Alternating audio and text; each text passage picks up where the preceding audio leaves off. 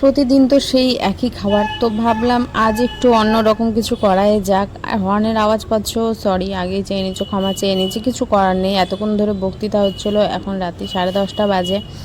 তো ঘরের তো কোনো কাজকর্ম হয়নি, ওদিকেও সব কিছু পড়ে আছে, তেমনভাবে ঝামেলা নেই। তো ভাবলাম যে এসে যতটুকু যা পাচ্ছি করে নিয়ে, এখানে এতক্ষণ ধরে হচ্ছিলো বক্তৃতা, তার মধ্যে আজ তোমাদের কাছে যায়নি। মানে এটা তো তোমরা আজকে দেখতে পাচ্ছ, তার আগের দিনের কথা বলছি আমি, গতকালের কথা বলছি, যায়নি।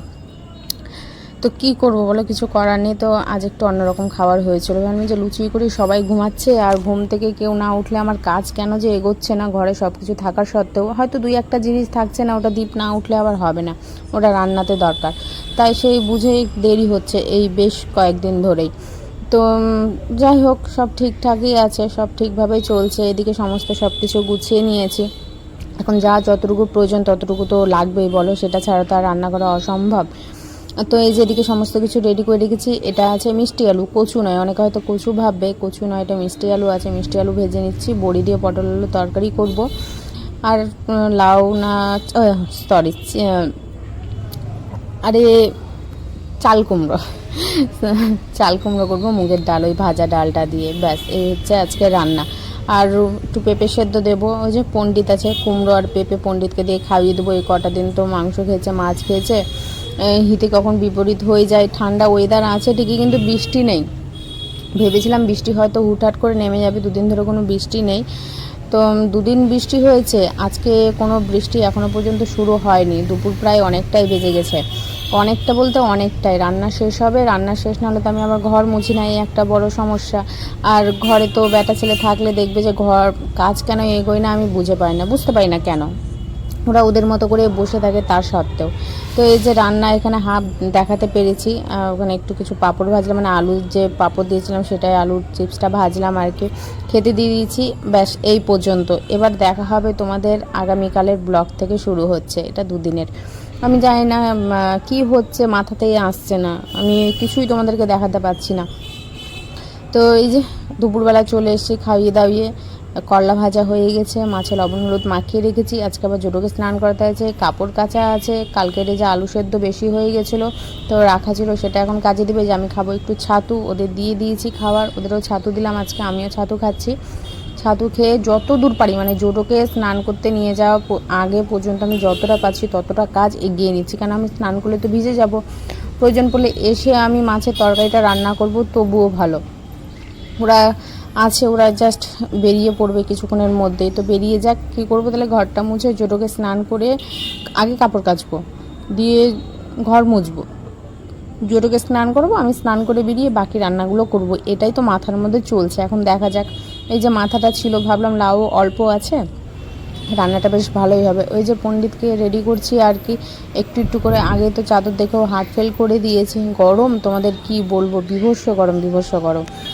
একটুকু বৃষ্টি নেই, আর গ্যাসের কাছে দাঁড়িয়ে থাকছি, তার জন্য গরম লাগছে নাকি তাও আমি বুঝতে পারছি না।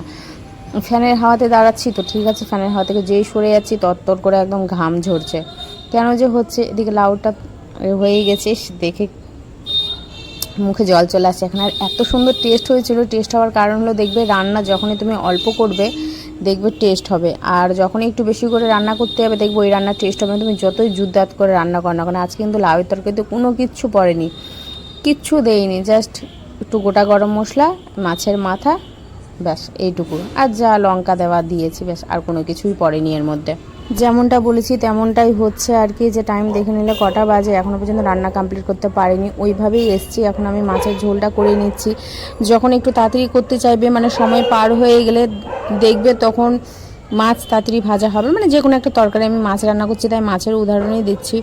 ঝোল ফুটবে না, মশলা ভাজা হবে না, মানে আজকে হয়েছে আমার সাথে। মশলা গ্যাস জোরে দিয়ে মনে হচ্ছে মশলা ভাজা হচ্ছে না, এবার গ্যাস কমিয়ে দিচ্ছি তো মনে হচ্ছে একেবারেই কমে থেকে যাচ্ছে, মশলার তেলই উঠছে না। দেখবে তেল না উঠলে বোঝাই যায় যে হ্যাঁ মশলা ভাজা হয়নি। আচ্ছা যাই হোক, রান্না তো করে আমি তো বুঝতে পারছি মশলাটা আরও কষানো হবে। তো জিরে আর আদার কোনো কিছু নেই এর মধ্যে, পেঁয়াজ টাজ কোনো কিছু দেই না। হ্যাঁ, যখন একটু কালিয়া খেতে ইচ্ছা করে কালিয়ার মতো, তখন আমি একটু পেঁয়াজ আর একটু রসুন দিই, টেস্ট উঠে। তাও তো রসুনটা দেই না, পেঁয়াজটা দেই আমি। একটু দই দেই, তো আজকেও দই দেওয়ার ইচ্ছা ছিল, কিন্তু পরিমাণ মতন আমি লবণ দিয়ে দিয়েছি। আর টক দই তো দেখবে একটু লবণ লবণ, তার জন্য আর দইটা দিলাম না এতে। কী করবো তাল পাচ্ছি না, ওই জন্য দেখো না আমি একটু দাঁড়িয়ে আছি, থতমতে খেয়ে যাচ্ছি। আর মাছ এত ফাটে কি বলবো, এই মাছ ফাটতে গিয়ে সেই একই জায়গাতে আবার হাতে তেল পড়েছে, গলায় ছিটে তেল পড়েছে, মাছের মাথাটা তো কি বলবো, সেই তো গলায় এসে পড়েছে আবার হাতে এসে পড়েছে, যেখানে তেল পড়েছে সেই জায়গাটাতে আবার হাতে এসে পড়েছে।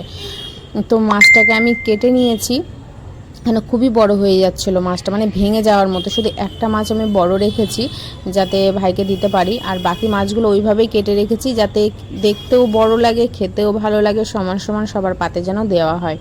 তো সেইভাবেই পিস করে নিয়েছি। তারপর তো ঠিক আছে না মাছের পিসটা, আর ছোট বড় মিলিয়ে তো হয়ে যাবে। ধরো আমার তো লেজা আছে, এই যে আরও যে দুটো ছোট বড় মিলিয়ে যে পিস আছে, ধরো যে পণ্ডিতের হয়ে যাবে, এইভাবে ওই জন্য পিসটা করেছি আমি, যে মাছটা যাতে ঠিক থাকে। আর একটা বড় মাছ ওই যে দেখতে পাচ্ছ বেগুন দিয়ে করব রান্না, আর ওই যে দুটো আলু ছিল ওই মানে দিনে দিনেই, রাতে থাকলে থাকবে, না থাকলে না থাকবে, ওই ভেবেই আর রান্নাটা করছি আমি আর কি।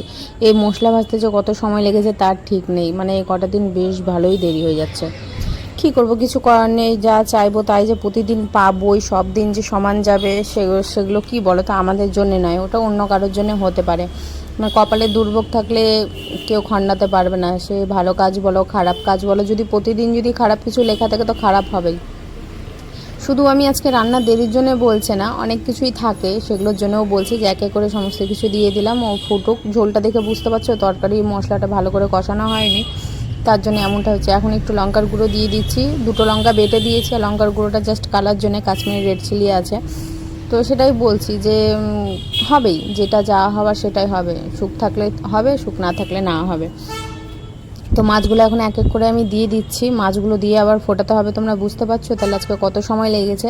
তোমরা আজকে রান্নাটা দেখলেই বুঝতে পারবে যে কী ব্যাপার, আজ এত সময় লাগছে, মাছের ঝোল হতে এত সময় লাগে, গ্যাস জোরে দিয়েও ফুটেও মনে হয় ঝোল শুকাচ্ছে না, ঝোল টানছে না, মশলা মানে কালার হচ্ছে না।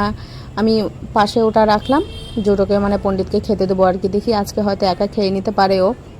এই যে পরিষ্কার পরিচ্ছন্ন করলাম, কি বাজে অবস্থা হয়েছিল একটা, এই যে এখনও পর্যন্ত রান্না হয়ে উঠাতে পারিনি আমি, এখনও ঝোল পুড়ছে, দেখো ঝোল একটুকু টানিনি, ঝোলটা একটু টানবে তবে তো বুঝতে পারবো যে হ্যাঁ রান্নাটা হয়েছে। দেখো তেল উঠেনি, এমন নয় যে তেল দিইনি, তোমরা তো মশলা কষানোর সময় দেখতেই পেলে যে আমি তেল কতটা দিয়েছিলাম।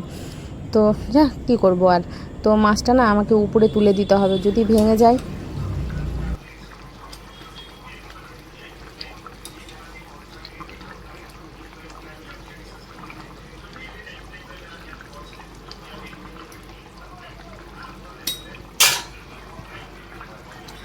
যেই একটু দুটো দিন ভালো থাকি, ধরো একটু ভালো খবর আসছে, হয়তো ভালো লাগছে নিজেকে, নিজে একটু মাইন্ডটা ঠিক আছে, মন ভালো আছে, মাথা ঠান্ডা আছে, এই সব কিছুই ভালো হচ্ছে, ঠিক তার পরের দিন থেকে আবার দেখি যে সব কিছু একদম ঘজমটো হয়ে যাচ্ছে। জিলিপির প্যাঁচ যেমন দেখেছো, সব যেন একদম প্যাঁচের মধ্যে গিয়ে আটকেই যাচ্ছে।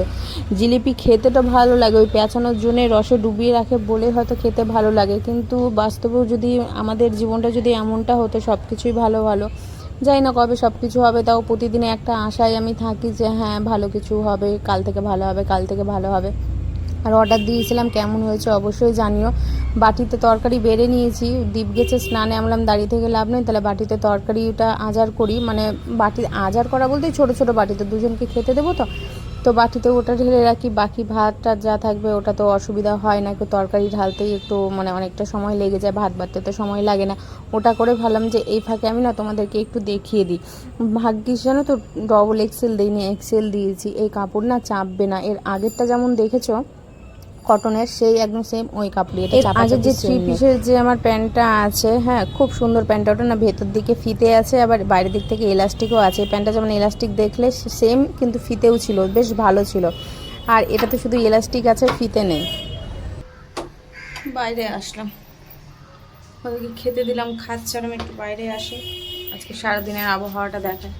কালকেও যা ছিল আজকেও তাই আছে, কালকে যদিও বা একদম পুরো মেঘ ছিল, আজকে মেঘ নেই, যাকে খাবার নিয়ে আসতে হতো, থাম নিয়ে আসছি।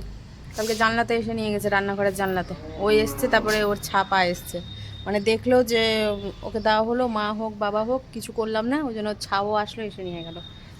তো যাই হোক, এটা দেখি কত দূর কী হয়েছে।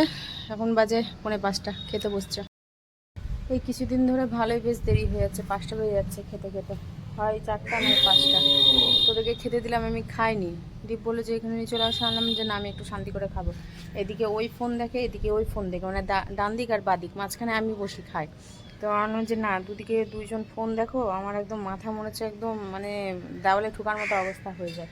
তো কালকেও আমি কী করেছিলাম, ওদেরকে খেতে দেওয়ার পরেই আমি খেতে বসেছিলাম। একটু দেরি হয়েছে আজকের, এই টাইমটাতে কালকে খেয়ে উঠেছিলাম 4:45টার সময়, আর আজকে বসবো। তো বললাম যে না, আমি একটু শান্তি করে, হয় ফোন দেখলে দেখবো, না দেখলে না দেখবো, একটু শান্তি করে আমি খাবো, তোমরা খেয়ে ওঠো। তো এই বলে ওদেরকে খাবার দিয়ে যে বাইরে আসলাম, তোরা খেয়ে উঠুক। আর চুড়িদারটা তো সব কিছু ঠিকঠাক আছে, একটু পরে দেখবো কখন কি, মানে কখন বলছি, সরি, চাপাতে হবে। হ্যাঁ, কখন কোথায় পড়ে যেতে হয় না হয় সেটা তো আছেই, একটু চাপিয়ে নেবো, অল্প একটু চাপাতে হবে, কারণ ডবল এক্সেল দিইনি, এক্সেল দিয়েছি। কারণ এর আগে একটা ডবল এক্সেল দিয়েছে, তুমি পুরো ঢোল গোবিন্দ। আর এটা আমি দেখেই নিয়েছি, ওখানে ছিলই সাইজের মাপ, এক্সেল ডবল এক্সেলে কত কী ছিল, এভাবে দেখেই আমি মাপ দিয়েছি। তো এক সময় পরে শুধু জাস্ট চাপিয়ে নেব। একটা চাপানো হয়েছে, সাদা যেটা ছিল ওটা চাপানো হয়েছে, পিঙ্ক কালারটা চাপানো হয়নি। পিঙ্ক কালারটা বডি চাপাতে হবে না, হাত চাপাতে হবে। হাতটা ভীষণভাবে ঢোল গোবিন্দ, মানে আরও 3টে হাত মনে হয় ওর মধ্যে ঢুকে যাবে, এরকম ঢোল গোবিন্দ। তো এটাও করে দেখতে হবে কতটা কী হচ্ছে। আর দেখি ওয়ার্ড আর বালিশের ওয়ারটা কী বলছি, চাদর আর বালিশের ওয়ারগুলো কত দূর কী হয়েছে দেখি, ওইভাবে মেলা আছে, একটু উপর নিচে আবার করে দিই। ঘন্টাখানিক তো এখনও থাকবেই, ধরো যে সেই 7টার সময় তো সন্ধ্যা হচ্ছে, ওই 6:30টার সময় তুলে নিয়ে যাবো, ততক্ষণে হয়তো শুকিয়ে যেতে পারে। তো দীপকে বললাম মেলে দিতে। আজকে এত হুড়াহুড়ি পাড়াপাড়ি হয়ে গেছে, দেরি করে রান্নাঘরে ঢুকেছি অবশ্য, আর কি করব, কিছু করার নেই, দেরি হচ্ছে। এখন সব দিন তো সমান যায় না, দেরি বা কেন হচ্ছে আমি বুঝতে পারছি না। সকালই ঘুম থেকে উঠছি, তার সত্ত্বেও। যাই হোক, চলো এখন ওদিকে সব কিছু করে নিই, ওরাও খেয়ে উঠুক, এই ফাঁকে আমি শ্যুট করে আবার এই কাজগুলো করে নিই। আজকে যাক, বাবু খেয়েছে নিজে, খুব কষ্ট করে আজকে খাওয়ালাম আমি ওকে, খুব কষ্ট করে। খেয়ে তাড়াতাড়ি করে গেটের কাছে আসলো, দীপ আসলো, আর খাবে না, বসে বসে আছে, আমাকে হাত পা চেপে দিতে বলছে, মাথা চেপে দিতে বলছে। তারপরে আমি বলছি একটু আদো করলাম, একটু ভালোবাসলাম, আদর করলাম, বললাম যা উঠে নে। তারপর দেখছি বাকি ভাতগুলো খেয়ে উঠলো। জল খেতে বললাম, জল খেলো, আবার হাত পা চেপে দিলাম, বললাম একটু সব ওদেরকে, আবার আমি খেতে দিই। আর ওই ফাঁকেই আমি একটু চুড়িদারগুলো আমিও দেখলাম আর তোমাদেরকেও দেখালাম। আসলো তখন তো সময় পাইনি, তো এখনই সময় পেলাম, যে না নাহলে পরে ভুলে যাবো এখন কি আছে না আছে। তো ঝটপট করে দেখে নিই, এখন যদি ব্যাগ যায় তো ব্যাগ যাবে, আর যদি থাকে তো থেকে যাবে।